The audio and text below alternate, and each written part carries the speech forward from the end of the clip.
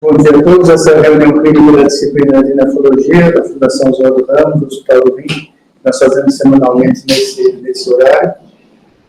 Hoje nós resolvemos discutir, começar a fazer uma sequência de apresentações, de 8 apresentações, que envolvem farmacologia. Hoje nós vamos abordar o papel da farmacologia na introdução dos conceitos básicos aplicados à prática clínica. Nós conversamos com a disciplina de farmacologia da Escola de Medicina. Nós entendemos assim, que tudo que nós aprendemos. A farmacologia é ensinada no segundo ano. Os conceitos básicos de farmacologia, no momento em que o aluno não sabe nem a doença, nunca viu um paciente, ele também vai aprender alguns conceitos que ele não vai ver mais nenhum momento pela frente.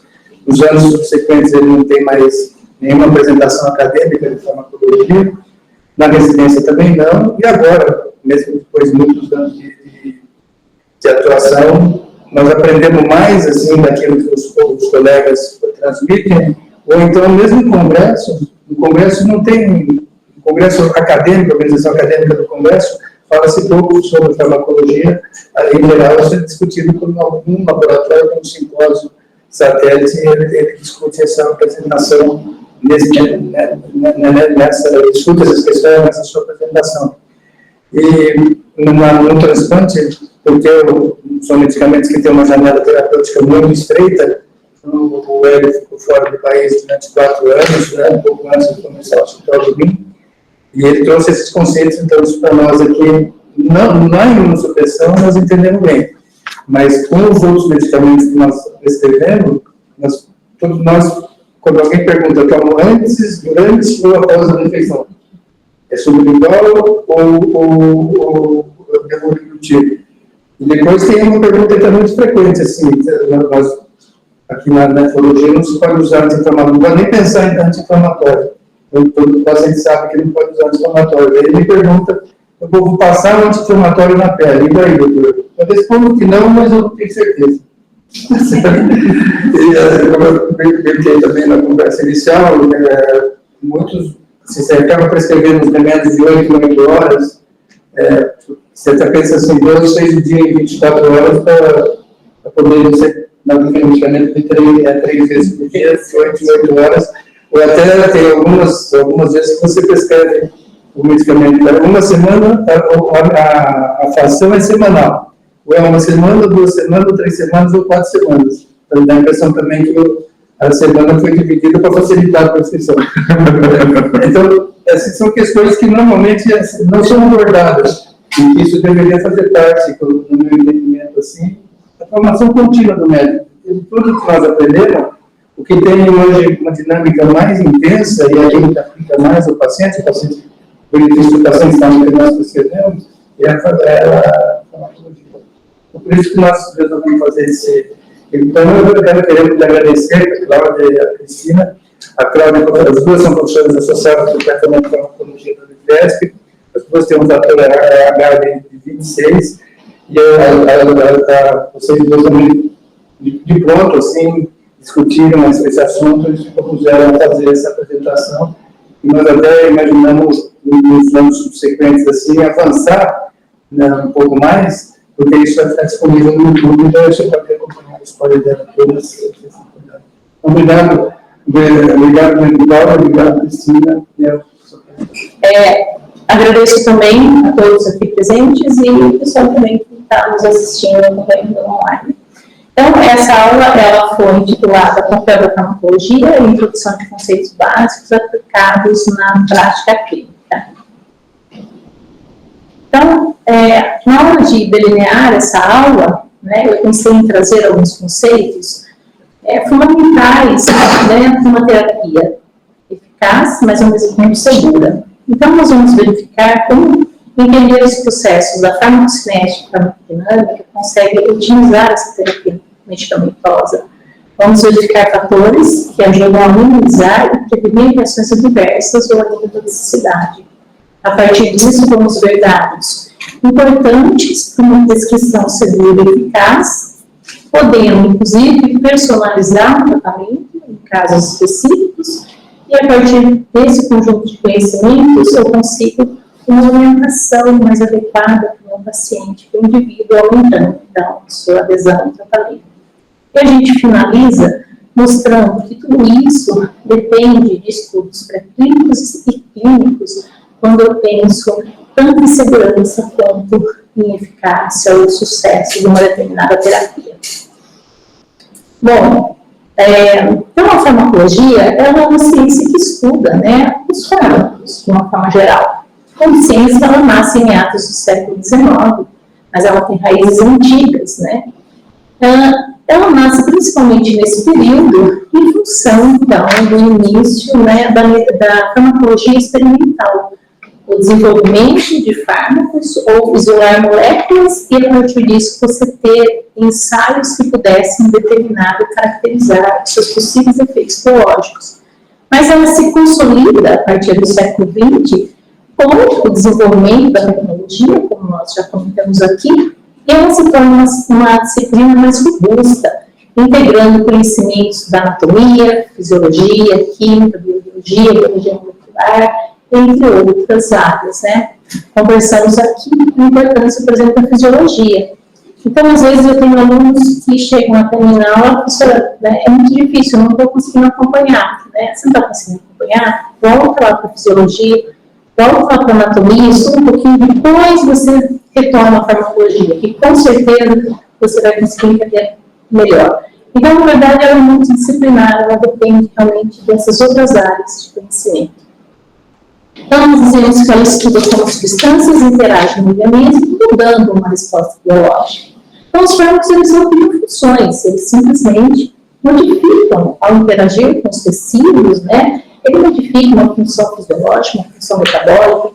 Nós precisamos dizer que os fármacos atuam corrigindo, pode ser um desequilíbrio bioquímico, hormonal, fisiológico, funcional, mas sempre lembrando que eu tenho que buscar um equilíbrio. Por quê? Porque se eu estimular demais um determinado órgão, eu vou ter um efeito adverso. E se eu deprimir, né, essa função, eu também vou ter um efeito adverso. Então, o meu objetivo seria normalizar as funções dentro daqueles parâmetros que estão relacionados à saúde plena, digamos assim. Mas isso é conseguido, né, facilmente? Depende da classe. Tudo existe um risco-benefício. Né? Ao iniciar uma terapia, isso tem que ser muito bem pensado e sempre o benefício tem que se sobrepor ao risco, né, daquela terapêutica. Mas eles são usados só com finalidade curativa? Não, né? Os fármacos, as drogas, elas estão hoje na medicina preventiva, na medicina diagnóstica, na pesquisa clínica, na pesquisa experimental. Então, tem lá várias outras áreas, né? Elas são utilizadas e para ter uma segurança nesse uso, realmente, eu tenho que entender fatores fundamentais. Então, quais seriam, né, esses princípios que a gente diz que orientam o uso terapêutico?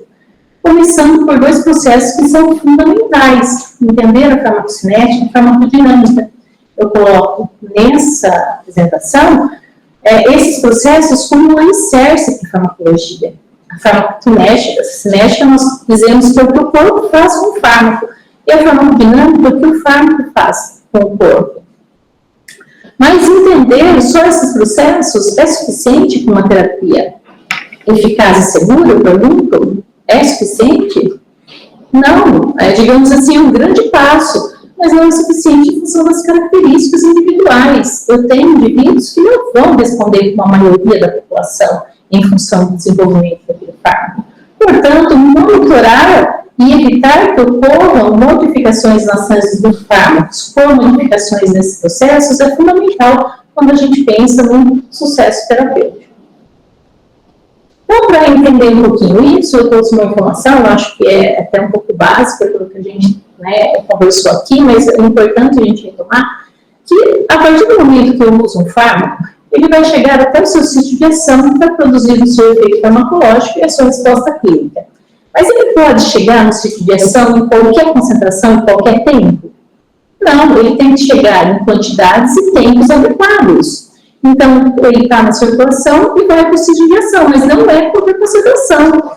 Né? Então, para entender, né, esse processo, vamos analisar, né, essa curva temporal de ação, de administração do fármaco. Né? Então, aqui eu tenho de concentração plasmática por tempo, vamos imaginar uma curva hipotética de absorção oral. Então, o medicamento ele é absorvido, ele tem um tempo de defasagem, que a gente pode chamar de latência, até ele chegar numa concentração, que é a concentração mínima para efeito terapêutico. Ele tem que estar, né, numa concentração mínima, pré-determinada, quando ele é desenvolvido, quando a sua farmacocinética é estudada. Então, nesse momento que eu começo a ter o efeito farmacológico e a resposta clínica. Mas é importante a gente verificar que ele também tem uma concentração mínima para iniciar o efeito tóxico. Então, essa variação, ela tem que estar dentro da janela terapêutica. Porque se ela estiver abaixo, eu não vou ter a resposta esperada, e se ela estiver acima, eu vou ter uma resposta tóxica, um evento adverso. A consequência disso é óbvio, porque depende do fármaco que o indivíduo está utilizando, né? Então, todo fármaco vai ter um pico de efeito máximo. E nós conversamos aqui, né, de tomar de 8 em 8, de 12 em 12.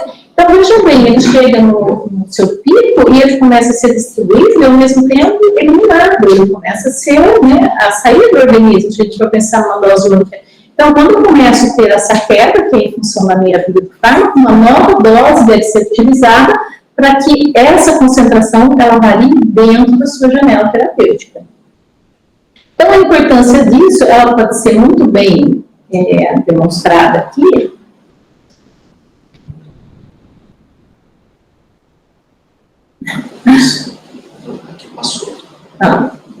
Um exemplo, então, de 2 fármacos, né, como eu falei, esses valores aqui são hipotéticos, ele não significa que realmente está relacionado a um fármaco desses.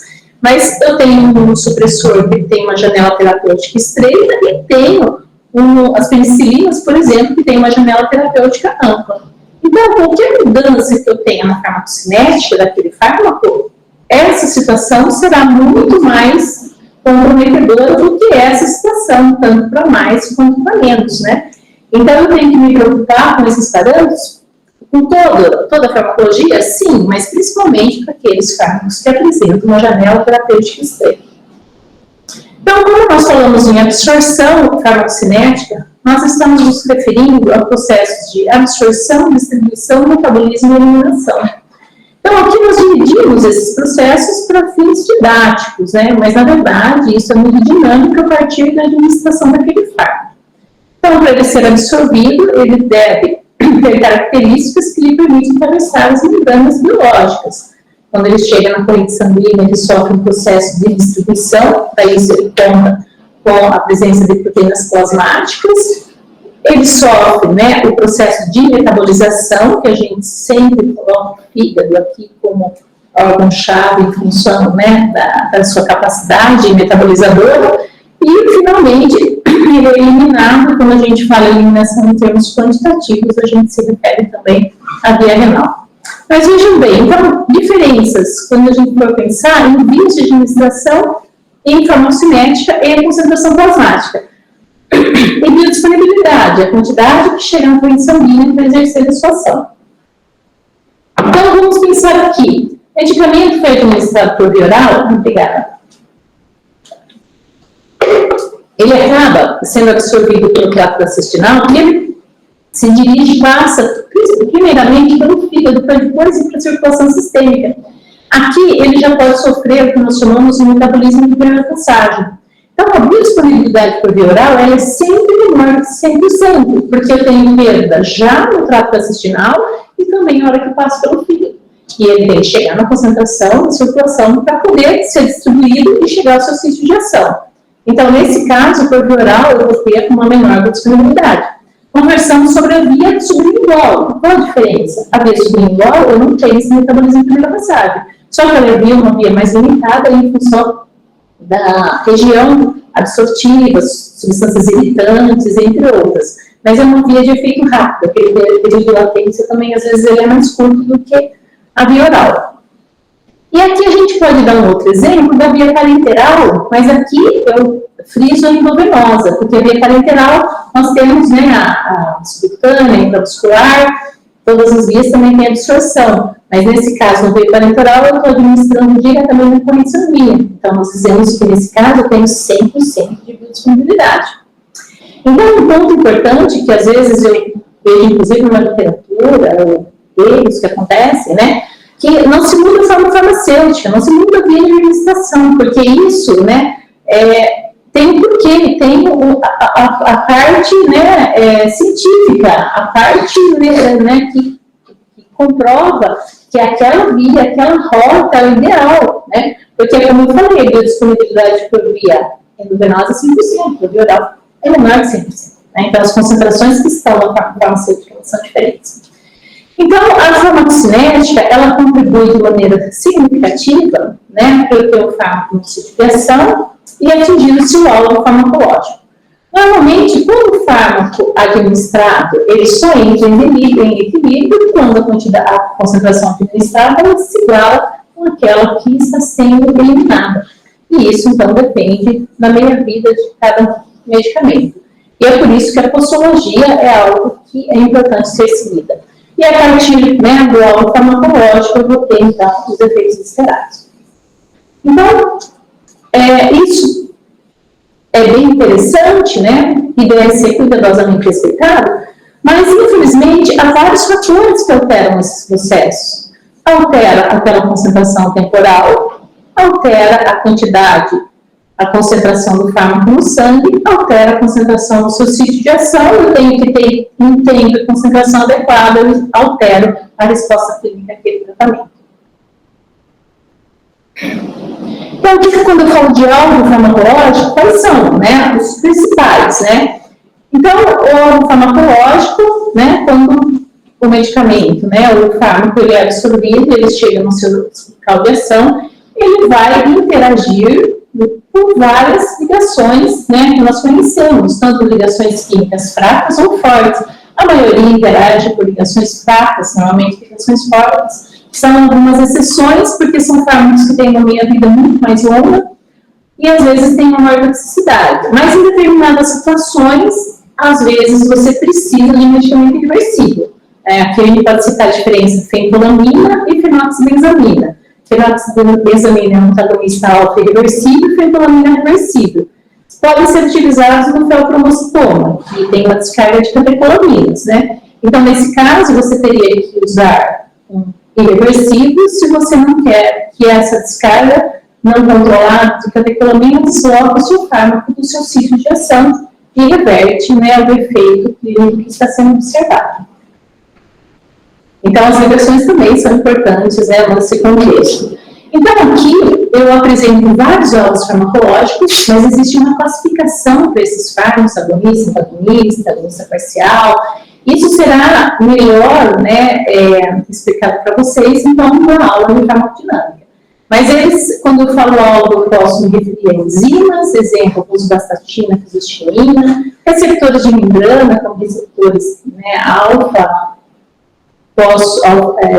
atuando receptores, né, alfa-1A, como a tanzolizina, receptores citoplasmáticos ou nucleares, lipoproteicóides, canais iônicos ou transportadores de membrana, aqui benzodiazepínicos, diuréticos, ou ainda fármacos mais antigos utilizados no tratamento, né, de tumores. Então, tudo isso são alvos farmacológicos, mas destaca-se também que não necessariamente eu estou relacionando esse alvo está no organismo, no corpo. Por exemplo, aqui eu verifico que o alvo seria micro-organismos, né? Só que, vejam bem, por que o antibiótico não deve ser prescrito na infecção viral? Porque o alvo farmacológico do antibiótico não está lá, né? Então, você pode usar o antibiótico, se você tem uma avaliação clínica, você fala, essa infecção viral, ela vai evoluir, ela vai abrir a porta para uma infecção bacteriana. Então, tudo bem, se é esse o objetivo, e é claramente isso, há dados que mostram isso. Do contrário, você não está, você simplesmente vai estar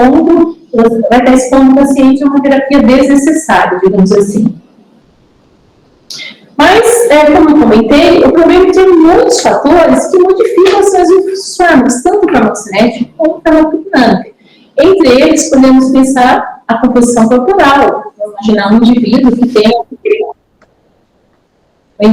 obesidade mórbida, por exemplo, ele vai ter maior, né, teor de tecido gorduroso. Se eu tenho um fármaco altamente absoluto, esse fármaco ele pode se acumular nesse tecido e mudar a farmacocinética dele. Polifarmácia, né? Se eu tenho um indivíduo que toma um medicamento, ok, está bem controlado. 2, pode ser que ocorra interação. A partir de 3, com certeza tem interação medicamentosa. Só que essa interação, ela pode não ser clinicamente detectável, então você não tem impacto. Outras, ela é clinicamente detectável, ela vai modificar, então essa interação você tem que cuidar, porque ela não pode acontecer. A alimentação, hoje sabemos que tem muitos alimentos que têm indutores enzimáticos, né? Então, precisamos verificar se essa alimentação, quando eu incluí aqui a utilização de alguns chás, né? Tem alguns que interferem, né, com o metabolismo, né? E aumentando o metabolismo, que era farmacocinético. As doenças, né? Eu falei que eliminação renal, metabolização hepática, distribuição, né? Cardiovascular. Então, se eu tenho um indivíduo com comprometimento renal, hepático, cardíaco, esse indivíduo pode ter alterações da farmacocinética. A idade, né? Eu acho que aqui numa área que, né, vocês são mais especialistas do que eu, mas desde bebê, criança, adolescente, adulto jovem, idoso, eu vou ter, né, alterações fisiológicas que acompanham esse processo, né? Então, esses extremos, eles devem ser considerados como especiais, porque eles não respondem, às vezes, como a maioria da população. Então, a gente vê, às vezes, muito erro de medicação que poderia ser evitada, às vezes até pela administração, sabe? Por exemplo, a via de administração, você não sabe o que aconteceu, teve que, de repente, ter um efeito adverso extremamente grave, né? Principalmente com crianças, é muito sério. Você faz uma dose que é recomendada para um adulto para a criança. Às vezes, o profissional da saúde vê lá a concentração, ele vai lá, se ele tiver um conhecimento maior sobre farmacologia, ele pode até pegar esse erro, né? Mas normalmente ele vai aplicar aquela dose. E às vezes, se eu errei, por exemplo, 10 vezes lá, gente, são 10 vezes a mais. Então, você simplesmente pode, né, com uma única dose de um medicamento, né, você, enfim, desloca um indivíduo, né? Então, realmente, pensando naquela frase lá de Paracelso, né, a dose faz o veneno, né? E isso é válido até hoje, por isso que até a gente tem aquela janela terapêutica. Eles curam, eles melhoram a qualidade de vida. Assim, nós vivemos um período, assim, de ouro, se for pensar em qualidade de vida em termos de medicamentos. Hoje temos medicamento para tudo, né? Agora, se a gente voltar um pouquinho no tempo, isso não é verdade, não é mesmo? Então, só que, assim, a gente tem um custo, né? A gente tem um risco, né? Então, esses cuidados, eles são extremamente importantes. E os hábitos, se eu tenho um indivíduo fumante, um indivíduo alcoólatra, um indivíduo que usa medicamentos psicotrópicos, que podem ter características, né? Tanto estimuladores como inibidores do metabolismo, eu vou ter alteração na farmacocinética também. Também eu tenho outro exemplo de reações de idiosincrasia. Eu posso dar um exemplo aqui, reações alérgicas, que não tem uma relação com dose, então tem a ver com características genéticas, né, de cada indivíduo, então é difícil de prever, a não ser um histórico do indivíduo que já teve uma reação, enfim, mas elas são mais difíceis e podem ocorrer e limitam a terapia, tendo que haver troca aí dos medicamentos, não adianta ajuste de dose nesse caso, né. E um outro ponto que surge com uma certa força, né, dentro da farmacologia, na área médica como um todo, que são os polimorfismos, né, que interferem, principalmente polimorfismo, envolvendo os genes que estão relacionados com a farmacocinética. Então, dentro desse contexto, né, eu posso dar um exemplo para vocês que tem indivíduos, né, que apresentam essas alterações, que eles são considerados metabolizadores rápidos ou metabolizadores lentos. Então, aqui eu tenho, digamos assim, um indivíduo que teria uma metabolização que a maioria da população tem, então eu digo como normal. Se você dá a dose preconizada pela indústria no desenvolvimento do fármaco, você tem a resposta terapêutica, se você ter o cuidado da concentração plasmática. No entanto, se você, indivíduos que têm uma alteração, ele vai metabolizar muito rápido. Então, aquela concentração vai cair abaixo da mínima necessária para o efeito terapêutico. Mas, ao mesmo tempo, se você tiver um indivíduo com metabolismo lento e intermediário, ele vai metabolizar de forma muito mais lenta, esse indivíduo está sujeito a efeitos adversos. Pode ser graves, pode ser toxicidade, isso tudo depende da molécula e depende da droga que ele está usando. Okay? Então, aqui eu deixo até como uma sugestão, né, que eu sei que muitos, né, trabalham, digamos assim, diretamente com a parte de transplantes. Esse artigo, ele aborda vários polimorfismos em genes que estão envolvidos, né, na farmacocinética e farmacodinâmica, de drogas imunossupressoras, tanto as mais antigas quanto as mais novas. E por que eu escolhi? Por que trazer esse assunto? Porque, como a gente comentou, é um exemplo que tanto para mais quanto para menos, você tem situações complicadas e graves para o seu paciente.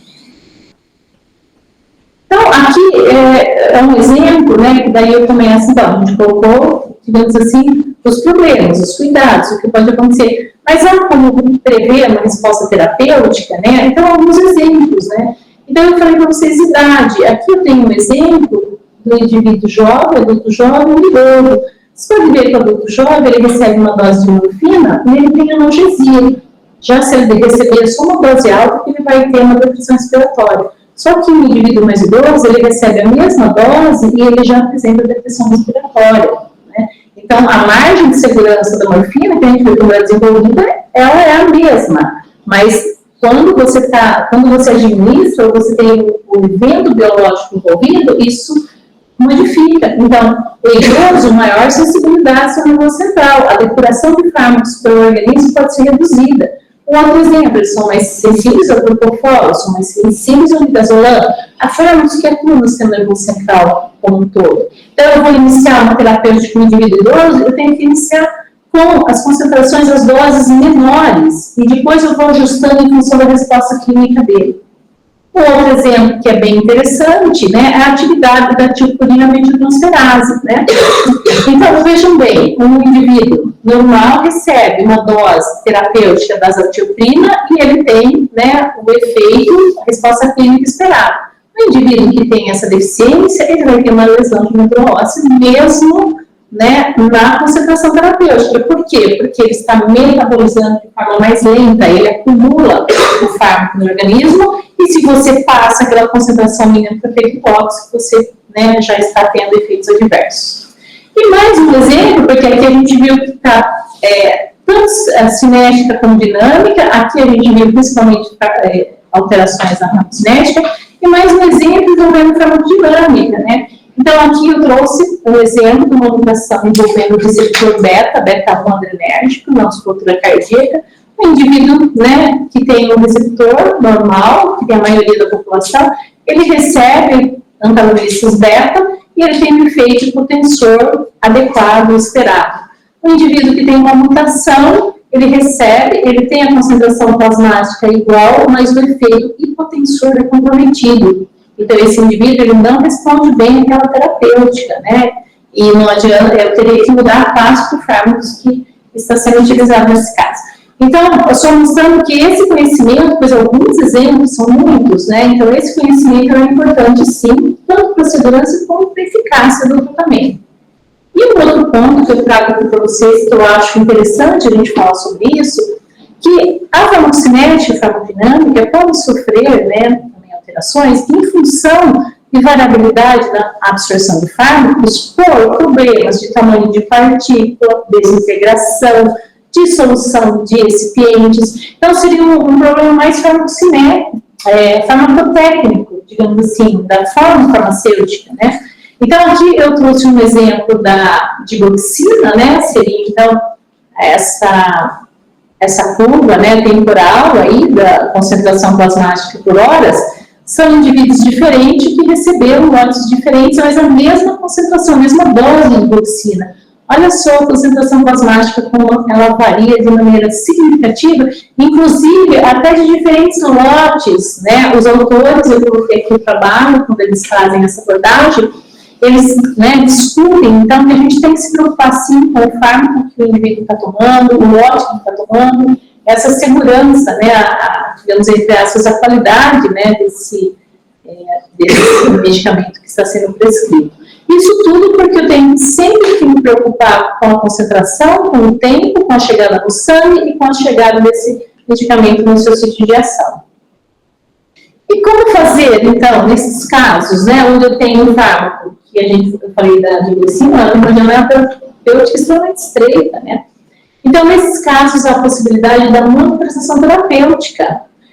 Além, né, praticamente vários fármacos com janela terapêutica estreita, ou aqueles que também acabam induzindo alteração do metabolismo. Então, um supressor antibiótico, antipilético e vários outros fármacos podem, né, podem se beneficiar da monitorização para ajudar o controle da concentração plasmática.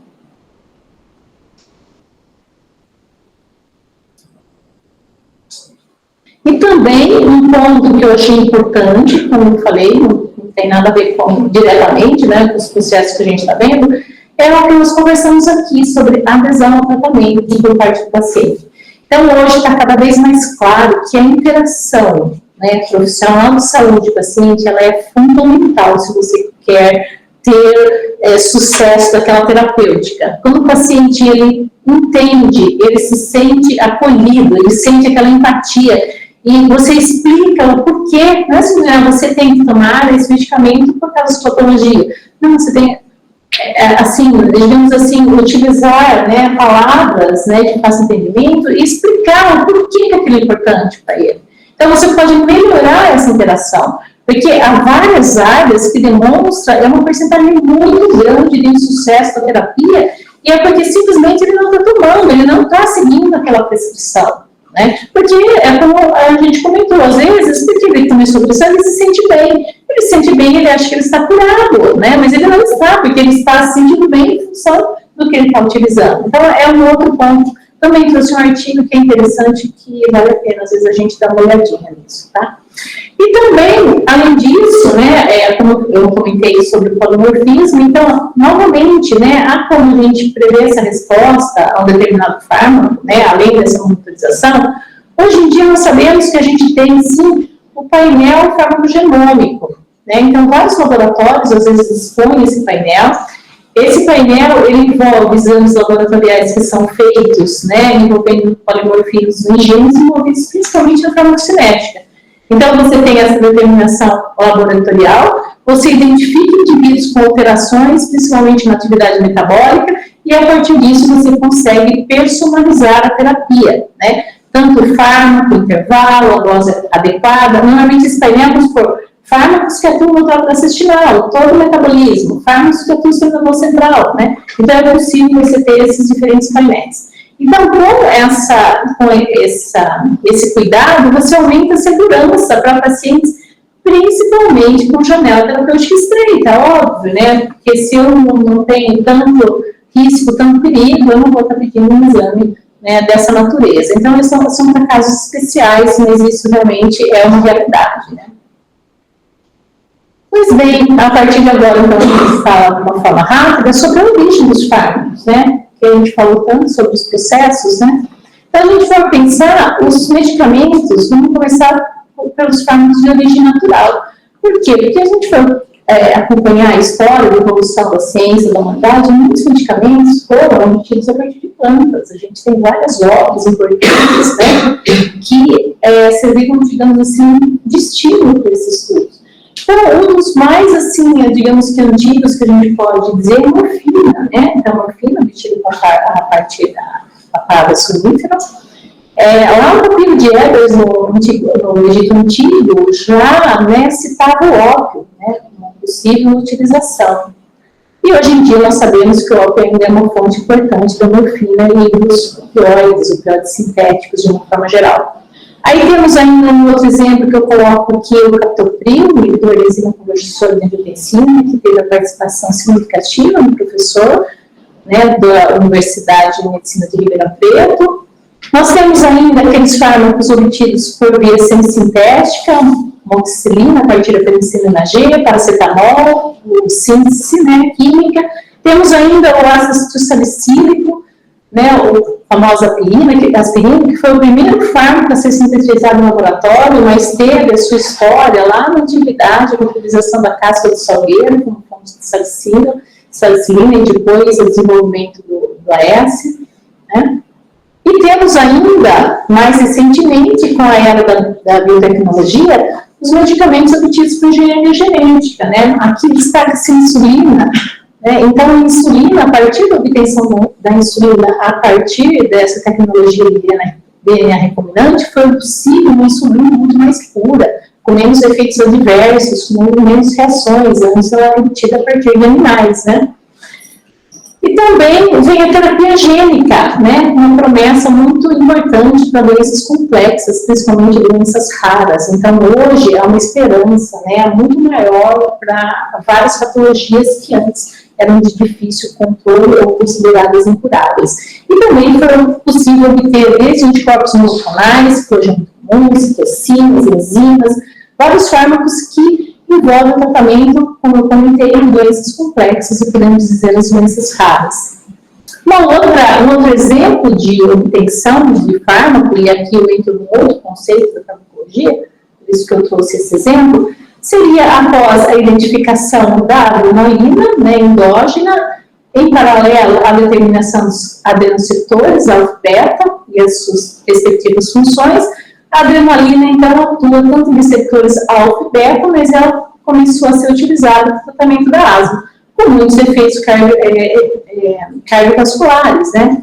Modificações estruturais, isotretinoína, mais beta do que alfa, mas ainda comprometendo a atividade cardíaca. E a partir daí tem até a butalina, que ela é a beta, e não atua em receptores alfa, possibilitando, então, um controle, né, dessa terapêutica, porque aqui eu tenho um aumento da seletividade e, consequentemente, eu não estou ativando receptores que, né, estariam presentes em tecidos que eu não quero alterar a função, digamos assim. Bom, e atualmente, então, quais as tendências atuais, direções futuras para novos fármacos, novos medicamentos, quer seja independente da sua origem, como ele é obtido? A gente pode pensar em eficácia, segurança, efeitos adversos controlados, baixa toxicidade, seletivos, né, para diminuir efeitos colaterais, que possam ser administrados principalmente por vias, como a via oral, né, que tenham pouca interação. E destaca-se aqui o custo, né? Porque o custo é importante. Porque eu cito aqui um exemplo, não sei se vocês conhecem, o Zolgensma, que foi um medicamento obtido a partir, né, de terapia gênica. Ele é utilizado, né, para crianças de até 2 anos de idade para tratar a atrofia muscular espinhal, né? Então, esse medicamento, os dados mostram, né, um efeito bastante promissor, só que em compensação, só para mostrar como isso é importante, uma dose desse medicamento ele custa em torno de mais de 6 milhões de reais, né, que é uma dose única que é utilizada. Então, assim, o avanço ocorre, né, a gente cada dia tem mais inovações, mas há a preocupação, né, de que esse avanço, essa inovação, essa terapia inovadora, essa possibilidade chegue para todos, né? Porque um custo alto assim impacta, né, até os sistemas de saúde. Então, eu acho que é algo, né, que a gente tem que olhar com certo cuidado também, né? Uma certa crítica, digamos assim, ao sistema, à indústria farmacêutica como um todo.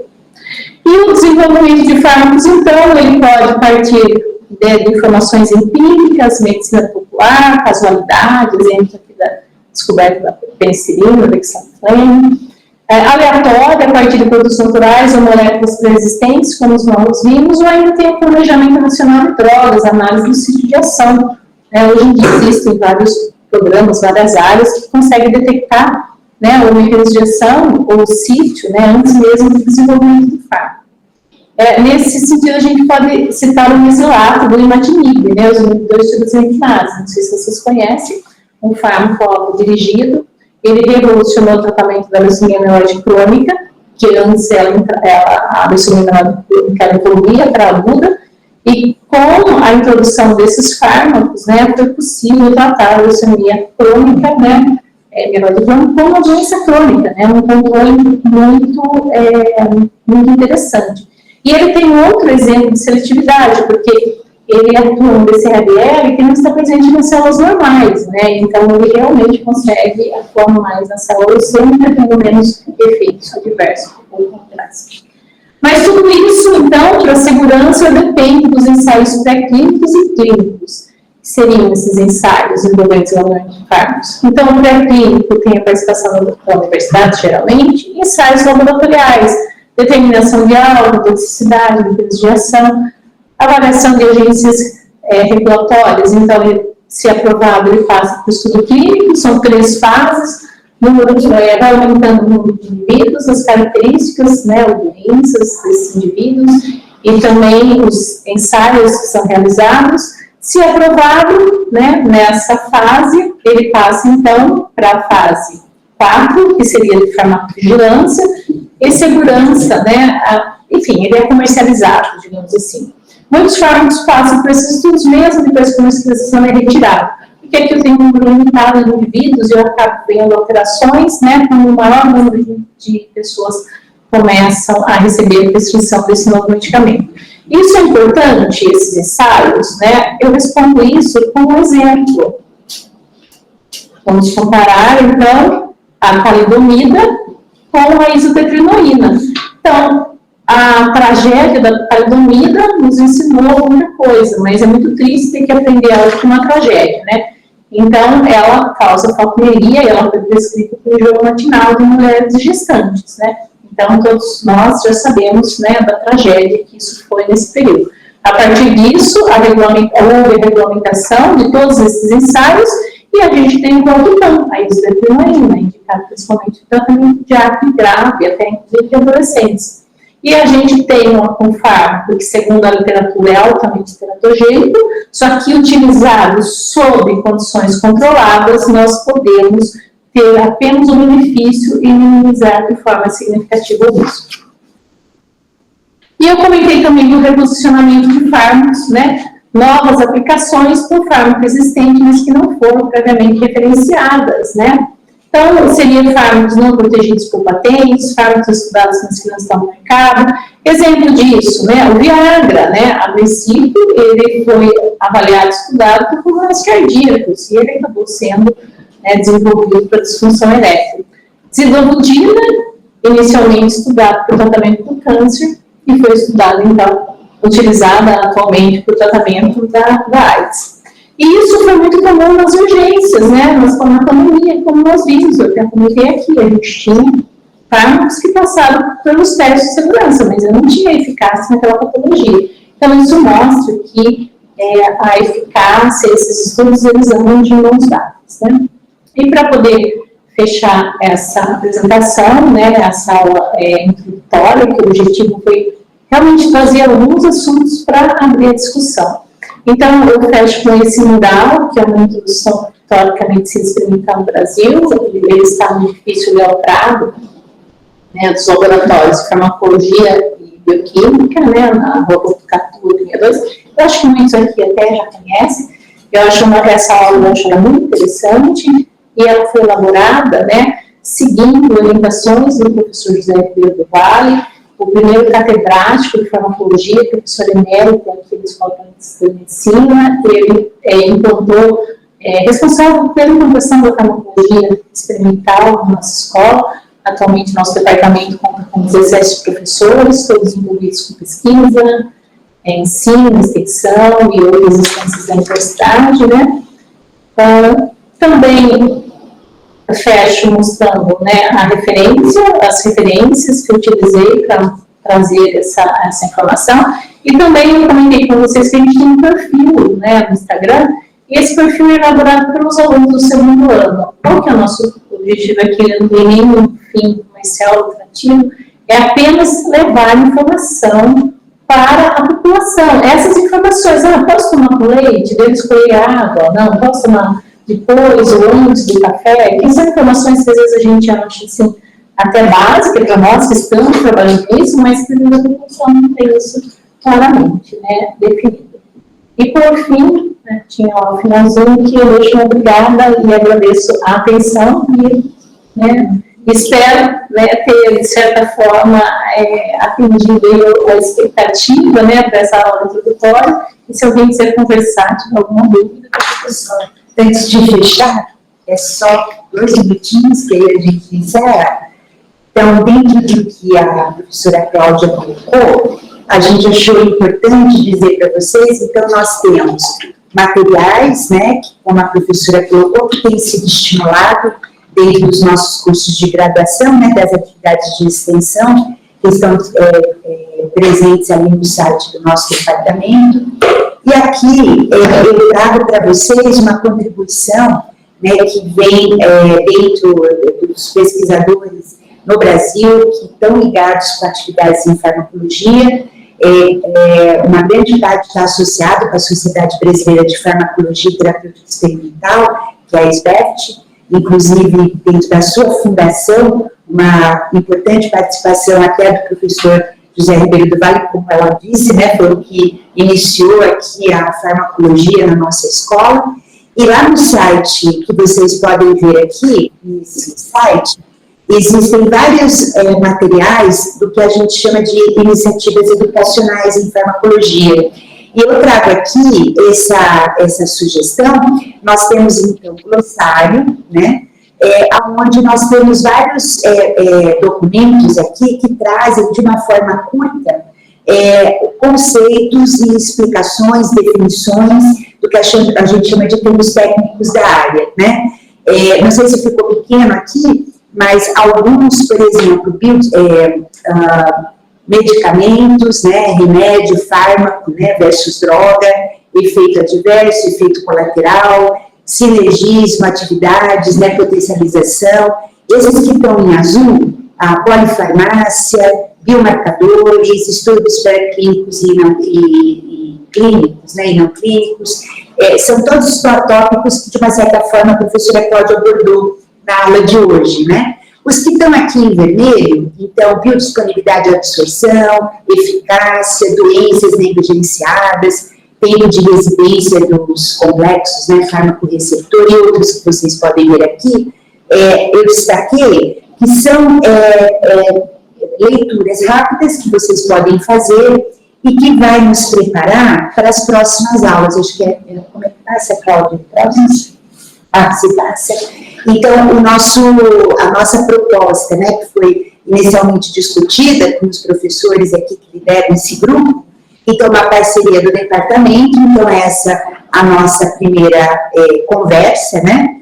Então, na próxima aula, nós vamos ter tópico falando de farmacodinâmica, englobando o mecanismo de ação geral de fármacos, farmacológicos, né, alvos farmacológicos, implicações clínicas e fatores que modificam as ações, pelo nosso colega professor Fabiano. Depois, interação fármaco-receptor e transdução de sinal, que vai ser trazido aqui pela professora Rosane Frodinho. Aí, na terceira aula, teremos uma particularmente, né, até com tópicos que foram discutidos no início da aula de hoje, especificamente na questão de vias de administração e biodisponibilidade de fármacos, pelo professor Afonso. E depois, duas aulas que vêm combinadas, focando particularmente na questão de farmacocinética, né? Então, absorção e distribuição, e numa segunda aula, biotransformação e eliminação, trazidas as duas aulas pelo professor Fábio.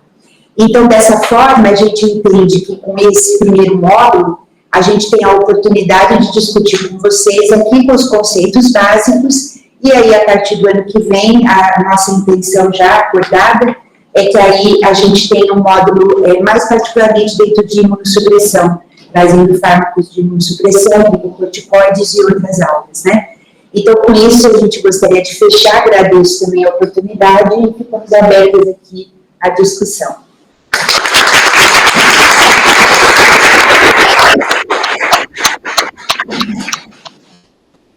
Então, muito obrigado, professor, pela primeira apresentação. Alguns conceitos nós devemos, alguns outros nós incorporamos novos, e foi muito tempo que nós discutimos esse tipo de apresentação. Então, eu queria deixar aberto aqui um documentário, não sei se tem alguém. A Dulce Cesarini, que você conhece a Dulce? Oi, parabéns pela aula muito boa. E eu, no fundo, eu fui a um congresso de hipertensão, agora internacional, e assisti um módulo que eu achei extremamente interessante, e me deixou muito...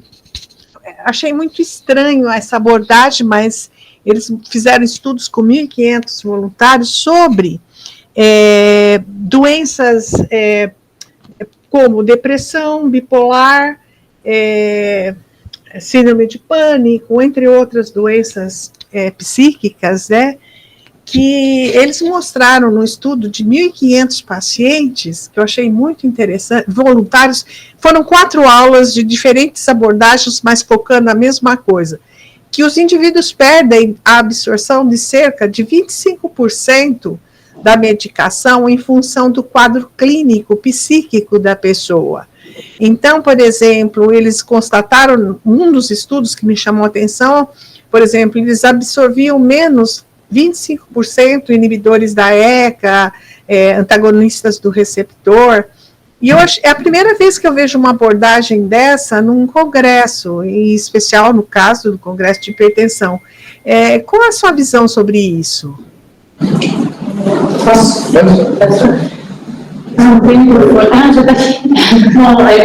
Obrigada pela colocação.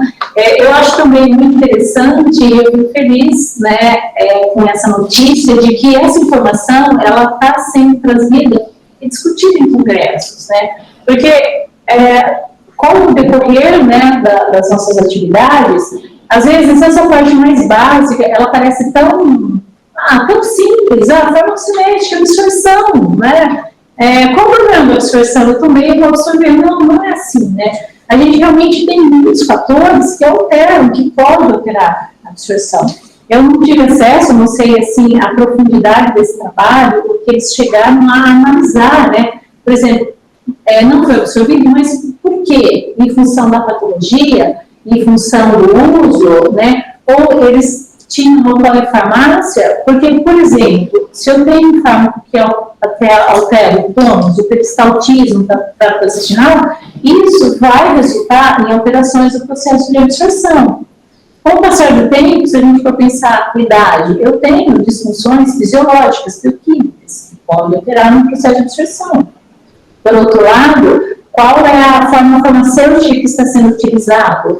Houve um controle, né, rígido. Eu dei um exemplo da dioxina. Se eu não tenho a liberação, a desintegração daquele medicamento para que ele libere o princípio ativo e ele seja absorvido, a concentração na corrente sanguínea também estará prejudicada. Então, assim, são muitos fatores que alteram a farmacocinética e que alteram a absorção dos fármacos, né? Então, é algo que tem que ser considerado realmente como um todo. Então, na próxima aula de farmacocinética, a hora que a gente comentar sobre a absorção, aí sim nós vamos colocar vários fatores que podem contribuir e levar a esse tipo de alteração. Bom dia a todos, obrigada pela aula, foi excelente. Gostaria de saber a opinião de vocês em relação à diferença entre homens e mulheres, em relação ao nós mulheres temos volume de distribuição diferente, metabolismo, esvaziamento gástrico diferente, pH gástrico diferente, clírice renal diferente. Até que ponto isso impacta nos desfechos clínicos, quando a gente avalia um estudo sobre medicação, sobre eficácia e eventos adversos? Eu acho que eu posso responder rapidinho, que a gente tem a questão do tempo. Obrigada pela pergunta. Eu acho que isso é o que há alguns anos atrás, né, agora mais de uma década, houve um direcionamento do NIH, inclusive, quando houve o Collins entrou, justamente para direcionar que toda pesquisa nos Estados Unidos tivesse dentro dos seus ensaios o olhar, né, do masculino e do feminino dentro das suas pesquisas, né. Nós sabemos que uma grande parte dos fármacos que são testados, eles são testados nos indivíduos masculinos, né, pela grande parte do pré-clínico, por exemplo, né. Então, de fato, tem as diferenças. Eu acho que hoje a gente tem um contexto maior, nós temos cada vez mais essas pesquisas direcionando, você tem diferenças, né. Eu trabalho na parte dos indivíduos masculinos, estou sempre falando da importância desse olhar, como a professora Cláudia colocou nos protocolos, e acredito que isso tenha que ser incentivado, inclusive, dentro da desagravação, né, para que haja esse olhar que as coisas não são iguais, né. E só complementando, não só nesses pontos que você colocou, mas até a questão da microbiota, a relação, né, intestinal com o resto do corpo e hormonal, é tudo diferente. Então, nós temos muitas coisas ainda a avançar nessa linha, para trazer o que a Cláudia colocou, uma medicina cada vez mais individualizada, né? 30 anos atrás, quando eu comecei a me envolver com os imunossupressores, a farmacocinética realmente teve início e hoje nós temos o uso do monitoramento terapêutico bem consolidado. Mas lá naquela época já se antevia o uso da farmacodinâmica também, porque o efeito da droga também é individual. E isso não aconteceu. Nós não utilizamos nenhum marcador farmacodinâmico da mesma forma que nós medimos a concentração ou no plasma ou no sangue total das drogas.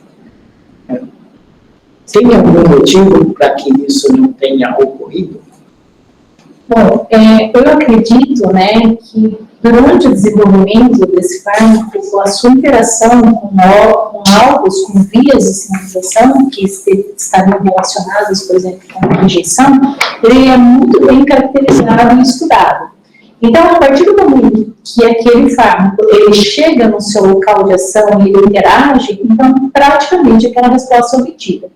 Mas você tem como monitorar isso, que o efeito, a sua resposta clínica, ela só está obtida se está havendo o efeito farmacológico. Então, quando você assegura a concentração plasmática dentro, né, da janela terapêutica, então, se não houver nenhuma alteração naquele organismo, naquele indivíduo, aquela concentração plasmática tem uma relação com o efeito e com a resposta clínica. Então, eu acredito que a concentração plasmática, nesse sentido, a sua manutenção constante, ela é mais importante do que você está avaliando se ele está lá no alvo farmacológico, porque você tem a resposta em paralelo à concentração plasmática. Eu sei que o imunossupressor, ele varia muito, se a gente for pensar, a ciclosporina, por exemplo, ela sofre aquele ciclo enterepático, eu cheguei a comentar porque vai ter a aula farmacocinética, né? E, como veio uma pergunta sobre a microbiota, se eu tiver uma alteração de microbiota, ela pode não ser reabsorvida. E se ela não for reabsorvida, a concentração plasmática também vai começar a cair, né? Então, daí a importância de você realmente monitorizar isso, porque tendo isso bem, né, controlado, digamos assim, a sua chance de terapia satisfatória, eu acho que ela é mais eficaz. Acredito que seria nesse sentido. E são métodos mais difíceis também. Vamos supor que você vai caracterizar no indivíduo, nessa parte clínica, interação farmaco-receptor. Né? Então, seria muito mais complexo para esse indivíduo. Eu vou agradecer vocês e vou passar de novo para vocês. Quero agradecer também a Janete, que é a chefe da nossa, dirige a líder da nossa farmácia, há uns 20 anos já, né? E nós progredimos bastante nesse entendimento de farmacologia, até de participação de farmacêutico na assistência e participação de farmacêuticos na pesquisa clínica. O doutor Olho lembra isso, quando nós começamos há 26 anos atrás a montar uma unidade de pesquisa clínica aqui no hospital, o Hélio tinha acabado de chegar, e nós escolhemos uma farmacêutica recém-formada para liderar o grupo. E até hoje, assim, das 30 pessoas que trabalham aqui, a maioria é farmacêutica recém-formada, que está fazendo estágio, ou então que já fazem parte do nosso staff. E, na verdade, nós criamos essa nova situação de participação de farmacêutica em pesquisa clínica, que era mais exercida por bioquímico ou por farmacêutico. Então, só lembrando aqui, a doutora Cláudia Trindade era professora associada do Departamento de Farmacologia da Unifesp, é graduada na Universidade Metodista de Piracicaba, é mestrado de Farmacologia, doutorado em Unicamp, e fez pós-doutorado na Universidade de Minnesota. E a doutora Maria Cristina Avelar, ela também é professora associada do Departamento de Farmacologia, graduada em Biomedicina, mestrado em Farmacologia pela Unifesp, e fez pós-doc na Universidade da Carolina do Norte. E eu fiquei entusiasmado assim, com a apresentação de vocês, porque é uma proposta de relembrar, assim, despertar a necessidade de entender essas questões que você apresentou, que vocês apresentaram, cada vez que nós vamos receber um medicamento. E, como eu disse, a última vez que foi conversado isso, faz muito tempo que nós estamos no segundo ano, cada um de nós estava no segundo ano do curso médico, e dessa discussão aqui, certamente vai nascer uma possibilidade de aumentar a participação do departamento na formação médica, até na forma de orientar como nós escrevemos. Todos esses conceitos que vocês apresentaram, você vai lembrar, na verdade, uma série de condições que a gente leva pouco em consideração, assim, que tem que lembrar, como eu disse no início. Então, eu queria passar para falar para vocês aí. Eu só queria deixar claro, desde a apresentação finalizar, mas queria agradecer, né, até as perguntas. Acho que é muito curto aqui para a gente falar de tudo. E acho que a pesquisa hoje, acho que a parte mais importante é que a gente tem vários fatores novos, quando vocês fizeram o segundo ano da medicina, né? Até essa questão que a Dulce colocou, hoje a gente tem toda essa questão da microbiota, que cada vez temos até pessoas trabalhando, eu mesma tenho uma parte da linha de pesquisa nisso, quer dizer, não tem como a gente negar, né, que hoje o organismo como um todo, ele tem muito mais atrativos, né, que nos traz para fazer cada vez mais o que a gente fala. A gente dá aula de farmacologia, mas a essência é pensar o indivíduo sem ter que tomar o medicamento, né? E quando tem que tomar, de uma forma cada vez mais direcionada para auxiliar. Então, esse é o objetivo, que é o ideal.